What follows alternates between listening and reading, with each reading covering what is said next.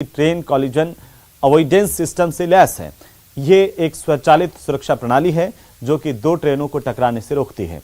ये खास रिपोर्ट देखिए।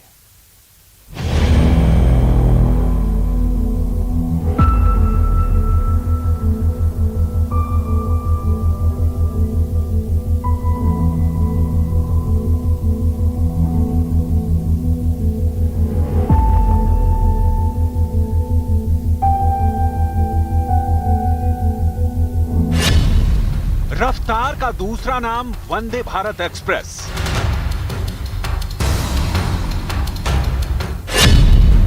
चीते की चाल से गांधीनगर टू मुंबई।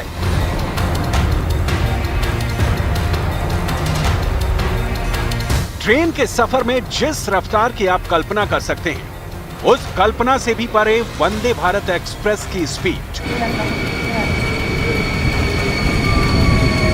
ऐसी रफ्तार की आंखों की पलकें झपकेंगी और आपके सामने से गुजर जाएगी वंदे भारत एक्सप्रेस।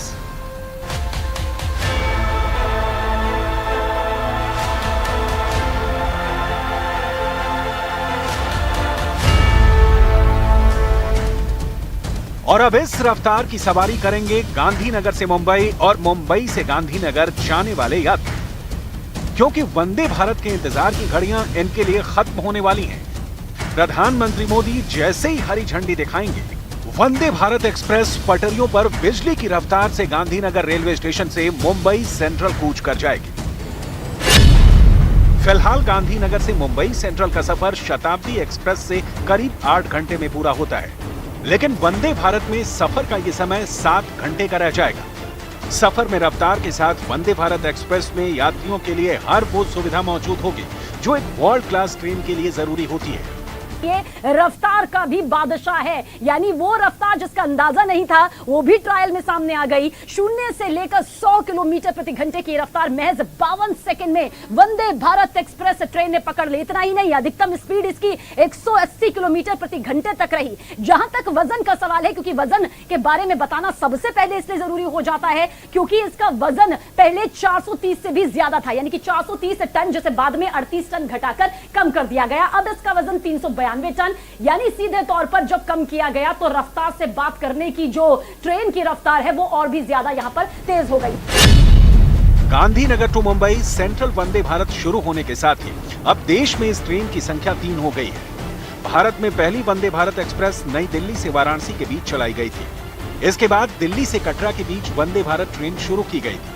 वैसे भारतीय रेलवे अगले 3 साल में 400 semi high speed Vande Bharat train तैयार करने का लक्ष्य लेकर चल रहा है, जो हाईटेक भी होंगी और रफ्तार से लैस भी। वंदे भारत की हर ट्रेन जीपीएस आधारित सूचना सिस्टम से लैस है। ट्रेन की हर बोगी सीसीटीवी कैमरे से लैस है। ट्रेन में वैक्यूम आधारित बायो टॉयलेट है। इसके अलावा ऑटोमेटिक स्लाइडिंग डोर और हर कोच में 4 आपातकालीन पुश बटन भी है। 30 इंच का जो एलसीडी स्क्रीन हम यहाँ पर एक बार फिर से दिखा दें, ये पूरी तरह से अपडेट जो है वो यात्रियों को करता रहेगा, यानी कि यात्रियों को पूरी जानकारी यहाँ पर दी जाती रहेगी। यात्रियों को ये पूरी जानकारी यहाँ पर मिलती रहेगी ताकि किसी भी तरह से यात्री जो हैं वो यहाँ पर कंफ्यूज ना हो अपनी यात्रा को लेकर। वाईफाई की सुविधा भी यहाँ पर है, क्योंकि अमूमन जो है वो इंटरनेट की कमी को लेकर जरूर यात्री जूझते हैं, या फिर एक वक्त आने पर ही उन्हें नेट जो है वो यहाँ पर मिल पाता है। लेकिन सोचिए, अब फिलहाल यही कहा जा सकता है कि नेट की सुविधा, जीपीएस से की सुविधा, इसके अलावा जो तमाम सुविधाएं यहाँ पर हैं जिनकी फहरिस्त वाकई यहाँ पर बहुत लंबी है। सीसीटीवी कैमरा भी दिखा देते हैं। देखिए, जब भी हम सफर करते हैं, खुद अकेले करते हैं या परिवार के साथ करते हैं या अपने माता पिता के साथ करते हैं, तो सुरक्षा सबसे बड़ा पैमाना यहाँ पर होती है। हाल ही में वंदे भारत ट्रेन की स्पीड का टेस्ट किया गया, जिसमें ट्रेन 180 किलोमीटर प्रति घंटे की रफ्तार को पार कर गई, और अब माना जा रहा है कि आने वाली नई वंदे भारत ट्रेन भी इसी रफ्तार के साथ यात्रियों को उनकी मंजिलों तक पहुंचाएगी।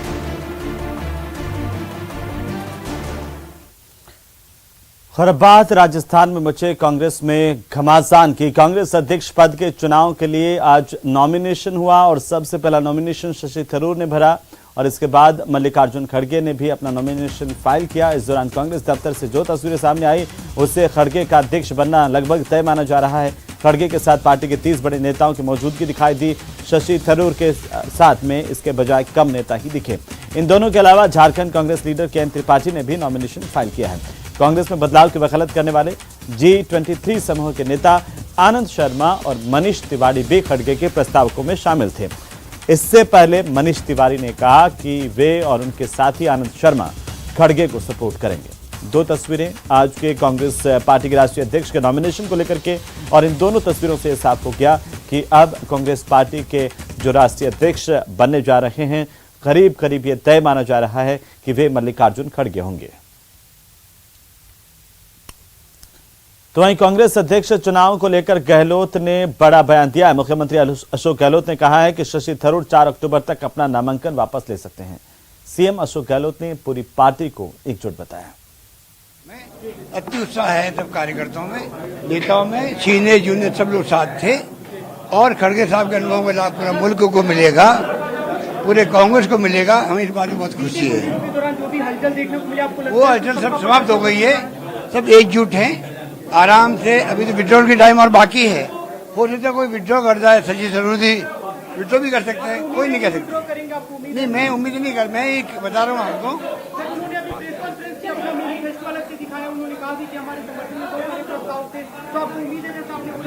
मैं ये मानता हूँ कि जो भी फैसला सीनियर्स ने किया है मिलकर के, खड़गे साहब को खड़ा किया है, सबने मिलकर खड़ा किया है, वो कामयाब होंगे। चलिए आगे बढ़ते हैं। जोधपुर शहर के भीतरी इलाकों में स्थित है आशापुरा माता मंदिर। यहाँ की मान्यता काफी मानी जाती है। एक बार जो कहते हैं कि इस मंदिर में दर्शन करता है, वो हर बार यहाँ पर दर्शन करने के लिए जरूर पहुंचता है। ये खास रिपोर्ट देखिए।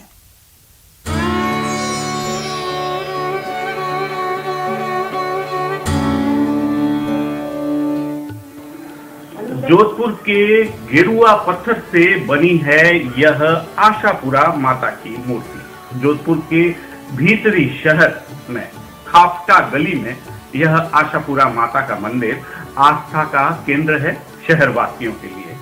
नौरतों में यहाँ आयोजन होते हैं, हवन होते हैं और कई लोग अपनी श्रद्धा, मनोभावना और अपनी आशा को लेकर के यहाँ पहुँचते हैं और पूरा होने के बाद में धन्यवाद ज्ञापित करने भी इसी के दर पर, इसी की चौखट पर शीश नवाते हैं। जोधपुर की तंग गलियों में स्थित खापटा इलाके में बना ये अति प्राचीन मंदिर आस्था का केंद्र है। कहने को तो ये मंदिर भी जोधपुर वासियों से अनजान है, लेकिन शताब्दी की कला के समकालीन बनी माता की मूर्ति श्रद्धालुओं को देखते ही सम्मोहित कर लेती है। मंडोर में देवताओं की साल के समान ही तकरीबन 9 से 10 फीट की ऊंचाई के लिए इस मूर्ति में एक एक चीज को बारीकी से दर्शाया गया है, जिसमें कि काला गोरा भैरू के साथ स्वान परियों के द्वारा पंखा झेलना, छत्र, तलवार, सर्प सहित स्वान कई कल आकृतियां उकेरी गई हैं। खासियत ये है कि एक ही पत्थर से इन सभी आकृतियों का निर्माण हुआ है। मंदिर मोती में किसी प्रकार का जॉइंट नहीं है। स्टेट के समय में ये मंदिर का निर्माण हुआ है। जामनगर स्टेट की राजकुमारी के यहाँ पर जोधपुर स्टेट में उनके जालेची जी जो है वो बुआ जी थे, तो बुआ जी के पास वो रहने के लिए आए और उनका भगवान में इतना इष्ट रहा, तो इस तरह से जोधपुर में 7 मंदिर बनवाए थे। 7 मंदिर में एक माता जी का मंदिर भी उन्होंने खुद के पैसों से, खुद के दर्शन के लिए, भाव भक्ति के लिए उन्होंने इस मंदिर का निर्माण करवाया है और धीरे धीरे इस मंदिर की बहुत प्रसिद्धि दूर दूर तक फैली है। जानकारों के अनुसार जामनगर की राजकुमारी यहाँ जोधपुर में अपनी बुआ रानी जलेची के पास निवास के लिए आई थी। अत्यधिक भक्ति भाव के कारण जोधपुर में कुल 7 मंदिरों का निर्माण करवाया गया था, जिसमें कि आशापुरा माताजी का निर्माण उन्होंने व्यक्तिगत स्तर पर स्वयं की पूजा पाठ के लिए बनाया था।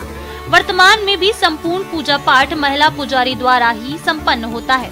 ये सबसे बड़ी विशेषता ये है कि ये घाटू का जो पत्थर है, इसके ऊपर एक ही पत्थर के ऊपर देवी की जो मूर्ति बनी हुई है। जिस तरह से जोधपुर में मंडोर में जो देवताओं की जो साल में जो मूर्तियां बनी हुई है, उसके समकालीन ही ये मतलब उस हिसाब से मतलब बनवाई हुई है। 50 साल मंदिर में सेवा करती हूँ। जो नौरतों काम होता है, जो जोता जगाती हूँ 9 दिन, माँ की स्थापना करती हूँ, त्योहार भरती हूँ, आया गया दर्शन करता है, कीर्तन होता है, कीर्तन कराती हूँ। कोई लोग जागरण करावे तो जागरण कराने मना नहीं करती हूँ, जागरण होता है। होम भी 9 नवरात्र होम होता है, जोड़ा जोड़ी कभी 2 बैठते हैं, कभी 4, कभी एक ही करती हूँ। नवरात्रि के दिनों में इस प्रतिमा का विशेष श्रृंगार होता है। मंदिर में यज्ञ हवन होते हैं। 9 दिनों तक अनुष्ठान किए जाते हैं, जिसमें कि क्षेत्रवासी बढ़ चढ़कर भागीदारी निभाते हैं। लेकिन जो व्यक्ति एक बार इस मंदिर के दर्शन करने आ जाता है तो वो फिर अपने जीवन की दिनचर्या में इस मंदिर के दर्शन किए बिना नहीं रह पाता, ऐसा लोगों की मान्यता भी है। जोधपुर से रंजन दवे, न्यूज़ 18 राजस्थान। तो वहीं 1 जुलाई से बंद किए गए प्रदेश में बाघ पर्यटन के खास इलाकों को फिर से खोल दिया जाएगा। इस साल बरसात अच्छी हुई है और इसकी वजह से रणथंभौर के साथ साथ सरिस्का में मौजूद झील, जलाशय और तालाब लबालब भरे हुए हैं। खास बात यह है कि बरसात के बाद टाइगर रिजर्व का सौंदर्य देखने लायक होता है और खास बात यह भी है कि बरसात के बाद बाघ और दूसरे जंगली जानवर अपना इलाका बदल देते हैं और इसकी वजह से नए इलाके में भी बाघों के दिखने की संभावनाएं बढ़ जाती हैं। आपको बता दें कि रणथंभौर में जोन नंबर 1 से 5 पर्यटकों के लिए कल से खुल जाएगा, जबकि सरिस्का में बंद किए गए कुछ खास इलाके भी अब पर्यटकों के लिए खोल दिए जाएंगे।